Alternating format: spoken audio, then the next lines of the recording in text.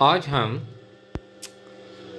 Decimal को fraction में convert करने का तरीका बताते हैं कि जो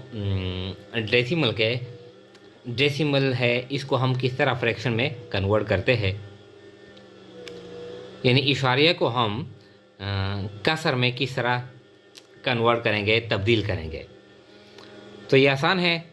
ये जो क्वेश्चन 1 है 4.5 4.5 ये क्या है? ये जो क्वेश्चन है ये डेसिमल में है, ये इशारिया में है।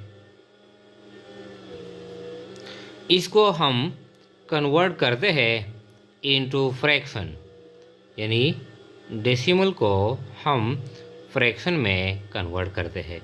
तो किस तरह कन्वर्ट करेंगे? ये इंतहाई आसान है। यानी ये है 4.51। ये अब यानी एक लाइन इसके नीचे ड्रा करेंगे। इशारिया के नीचे हम 1 लगाते हैं। इस तरह इशारिया के नीचे हमने 1 लगा लिया और इशारिया के बाद जितने भी फिगर है, यहाँ पर कितने फिगर है? 1 2 2 फिगर है। हर फिगर के लिए हम 1 1 0 लगाते हैं। तो 5 के नीचे 0 और 1 के नीचे 0। यानी इशारिया के बाद कितने डिजिट है? 1 और 2 2 डिजिट है, हमने 2 0 लगाए। अब हमारा जो यानी आंसर आता है ये हमने यानी जो फ्रैक्शन आता है 451/100। ये क्या है? ये इसका आंसर है 451/100। यानी 4.51 है, ये डेसिमल है। इसको हम कन्वर्ट करते हैं फ्रैक्शन में। तो 4.5 बटा हुआ। अब ये इशारिया के नीचे हम लगाते हैं 1, बाकी जो डिजिट है 5 के नीचे 0 1 के नीचे 0 यानी 100। तो 451 बटा हुआ 100। इस तरह ये आसान है। अब ये जो 2.4 है तो ये भी है 2.4 इस तरह। अब इशारिया के नीचे 1 और 4 के नीचे 0। अब क्या आता है? 24/10 इस तरह।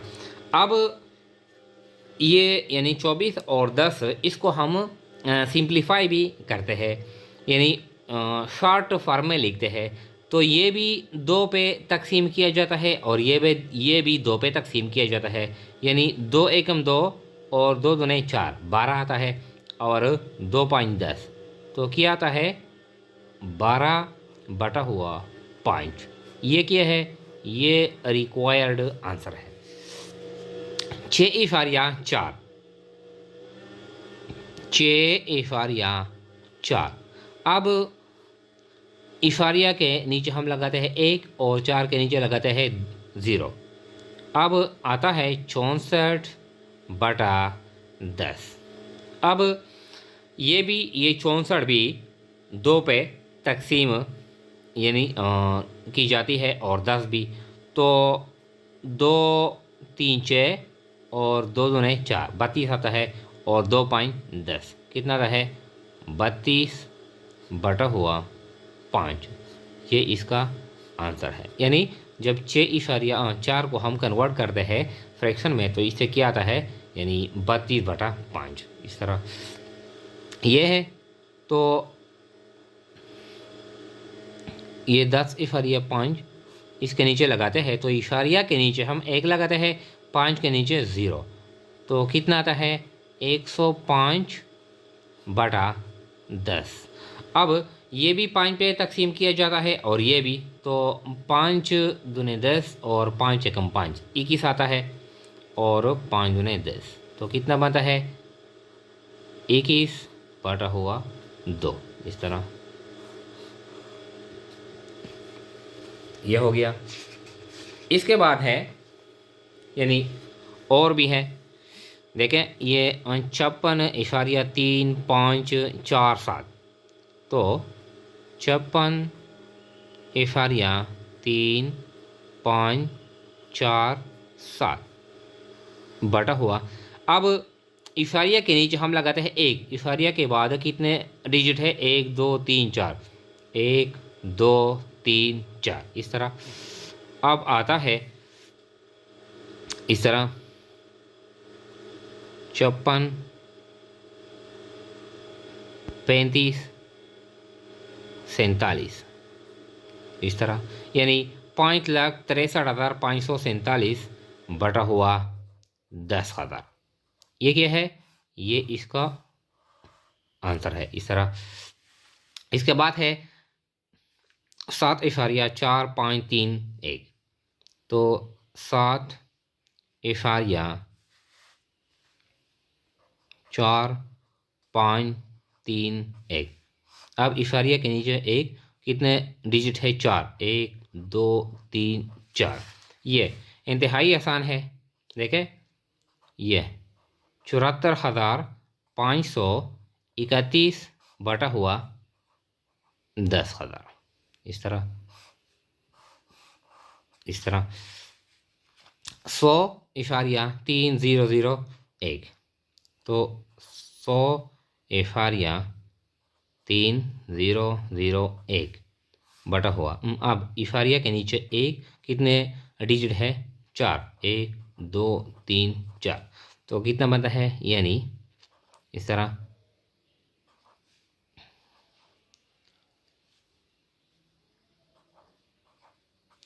10,03,001। 10,03,001 बटा हुआ 10,000।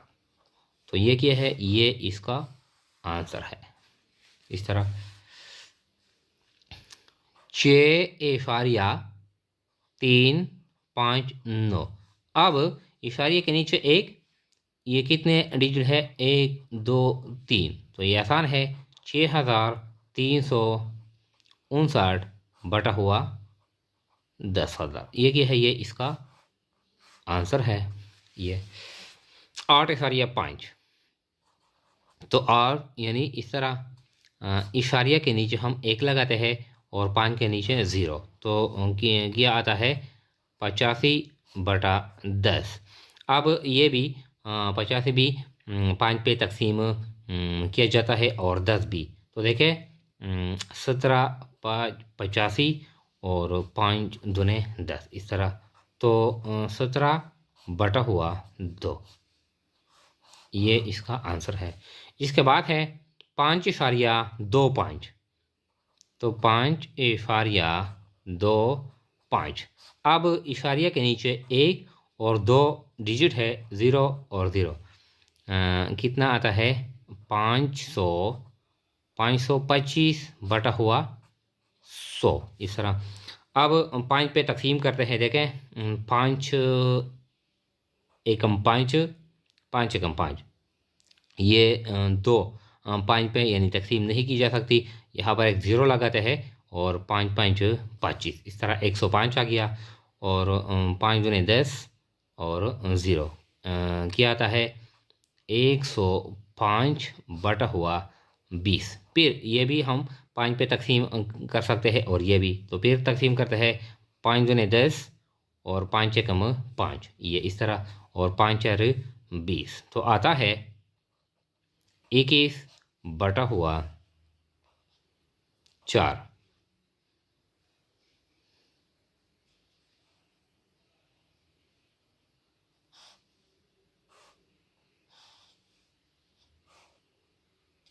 इस तरह ये क्या है? यानी इस तरह जो भी जिस तरह क्वेश्चन हो तो हम इसको यानी आसानी के साथ हल कर सकते हैं। यानी इशारिया के नीचे हम 1 लगाते हैं। इशारिया के नीचे हम 1 लगाते हैं, बाकी जो भी यानी जितने भी हिस्से हैं उसके बराबर हम 0 लगाते हैं इस तरह। यहाँ पर 1 हिस्सा है, 1 0 लगाते हैं। यहाँ पर भी 1 है, 1 0 लगाते हैं। यहाँ पर भी 1 है।